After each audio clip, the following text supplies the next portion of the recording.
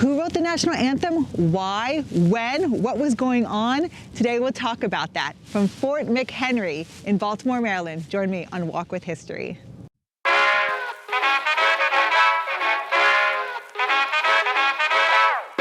to understand what's going on in September of 1814, you have to understand what's happening beforehand. So it's the War of 1812. The War of 1812 was declared. President Madison, impressments of the British soldiers. If you want to know more about that, look at my Oliver Hazard Perry videos. So this is 1814. April of 1814, Napoleon surrenders. The British get back all of their troops and their money and their ships. So they come over here and they just bombard the East Coast. They start with Norfolk, they can't get through, chains across the bay, and they go up to DC. In August of 1814, the end of August, they take Washington, DC. But as they're marching up to Washington, DC, they stop at a doctor's house, Dr. Beans. And Dr. Beans offers General Ross, who's the general of troops that are marching on to DC for the British, he offers him his home, he is allowed to eat there, he's allowed to stay there. And so because of that, seen favorably by General Ross. These British troops are breaking into their houses. General Ross had promised Dr. Beans that that wouldn't happen. He gets his friends together and he's like, let's go get those British. Ugh. Mr. Bean, what a stud. One of the British soldiers gets away, goes and tells General Ross, and General Ross gets mad. Not cool. So General Ross arrests Dr. Beans. This is what's going to start everything. So he gets taken and he gets put on a ship. Well, Dr. Beans has a really good friend who knows the wife of Francis Scott Key, who's a very well-known attorney. And Francis Scott Key is like, absolutely, I'll try. Get on a boat, I'm on a boat, and row out to the British fleet. And Key brings with him these letters from British soldiers who had said, he really helped us. So Ross relents and says, yes, you can have them. But they're not allowed to leave because the next day they're going to attack Baltimore. So they don't want them to let them know. So they put him on another ship, the HMS Surprise. Surprise! You see what I did there? And they're allowed to watch the attack on Baltimore. That's why Francis Scott Key is 4 miles out in the water watching the attack. I finally get it. So here I am, right after you go to the visitor center, you come on out and you can do a Star Spangled Trail. There's Fort McHenry.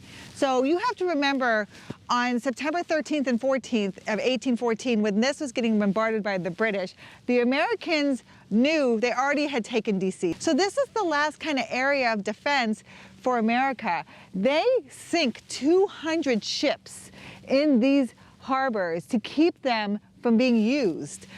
This is that last line of the Star Spangled Banner, and the Star Spangled Banner in triumph doth wave over the land of the free and home of the brave. Most people just don't know it says in triumph doth wave, so I just thought that was interesting. But we're gonna walk around a little bit and we'll talk more about that. It was faithful 2 days, September 13th, September 14th of 1814. So I'm Jen of Walk with History, historian, museum professional, and I go to historic places and tell you about why they should matter to you. Tell me more.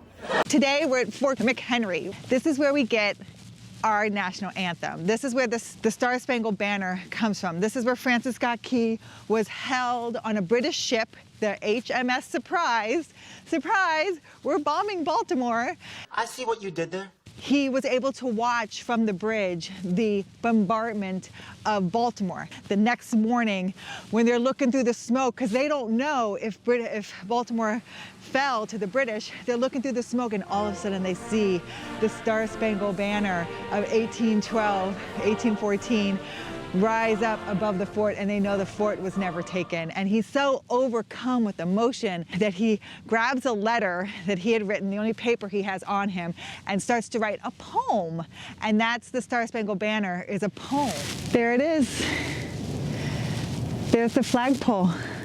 There's the flagpole. That's what she said. It wouldn't be the same flag. It would be 15 stars, 13 stripes, but that's the flagpole. And the next day, the Armistead, who's in charge of the fort, will put up a huge banner and just declare that they have not been taken over. They said that there was rain the day before, and if they would have put on that banner the day before, the weight of it would have broken the flagpole. But that's the flagpole here at Fort McHenry. That's gonna inspire Francis Scott Key to write our national anthem. It's so neat. So I'm walking through Fort McHenry, and it's not very big. There's 1, 2, 3, 4, 5 buildings here, and it looks like that's probably an armory over there. Now, at one point, the armory is hit, and there's 300 barrels of gunpowder in there. But because it doesn't ignite, they're all safe. But if that would have blown, it would have blown the whole fort. So thank goodness that never ignited. But it's a nice fort. It's not too crazy. Again, you're gonna have the fortified walls and the little outposts at the end of the forts, you know, for cannons and things like that. But it's very cool. You're allowed to go in each of these buildings, so I'm gonna go in and show you what they have. I saw a Find Your Roots, or Who Do You Think You Are? And Chris O'Donnell, you know, the Robin from Batman. He was in other things too, kind of a movie star. I played Callan for NCIS Los Angeles. His ancestor was here, and he came here in that show because his ancestor was here. So I've never been to Fort McHenry. It's my first time here, but Chris O'Donnell's been here. So this is a little bit about Fort McHenry. That is Secretary of the War, James McHenry. That's where it gets its name. The first flag is 15 stars, 15 stripes. Ooh, as I walk in, this is who I'm greeted with. George Armistead. This is the defender of Fort McHenry. And you know what's so interesting about this? His ancestor is gonna hold Pickett's charge in the Civil War. No way, no way, no way. He gets shot and he actually dies. Shoot. And they're buried side by side. But he holds Fort McHenry, and his ancestor will hold Pickett's charge for the Civil War. So if you've heard the name Armistead before, that's where you've heard it. Yeah, I heard it. What's that, Major Armistead? Subscribe to Walk with History? Okay. Here you get a really good map of what we're looking at. So here's Fort McHenry.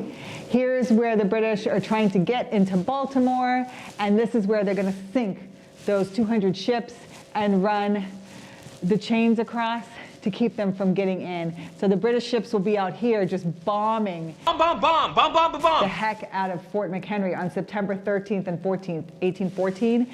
And it's that next morning that Francis Scott Key will see that the fort didn't fall. And then he's inspired to write the poem. So remember, 15 stripes, 15 stars. That's the flag that's flying over. Number 15, the number of the day. Because of Vermont and Kentucky that are added to the flag. So when Vermont and Kentucky are added, they add 2 more stripes and 2 more stars. But eventually they go back to the 13 stripes for the original 13 colonies.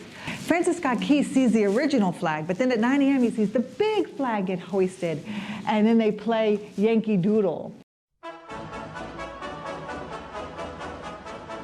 To show the city, we didn't fall. We didn't fall. Remember how I talked about Captain Ross and how he was so upset about Dr. Beans?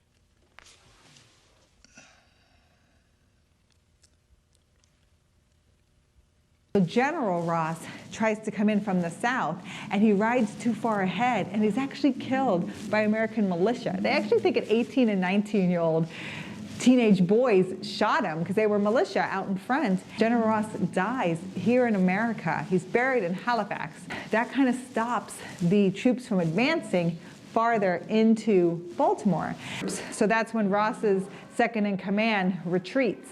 So Ross is actually one of the only people to ever take over and burn America's capital, but he actually dies trying to take Baltimore. How cool is it to be here at Fort McHenry? Pretty cool. There's the American flag right behind me. Inspires Francis Scott Key to write the Star Spangled Banner. But here we are, by dawn's early light, what so proudly we see. This is what he saw by dawn's early light. That flag is what Francis Scott Key saw. That's what he's going to write about. You can look down and see all the cannons that are defending Fort McHenry. And out there are the British and their ships. And over here, we're trying to blockade and keep them from coming in. They've already taken the US Capitol. The president has had to run away, but here we are. How amazing. And then here's the fort right here.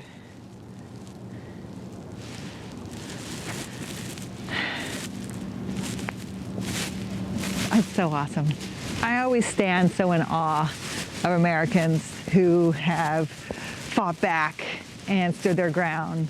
And just to be here at Fort McHenry, I always wanted to come here. It's just so amazing to be here and to be doing this and to actually see it all where history was made.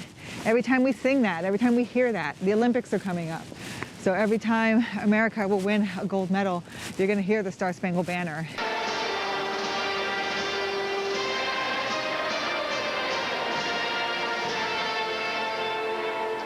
You're going to think about this moment in this place. That's where that is coming from. Thank you for joining me on this walk with history. If you want to know more about the War of 1812, I have a video about Oliver Hazard Perry. Please leave me a comment or a like. I'll answer your questions if I can. On to my next walk with history.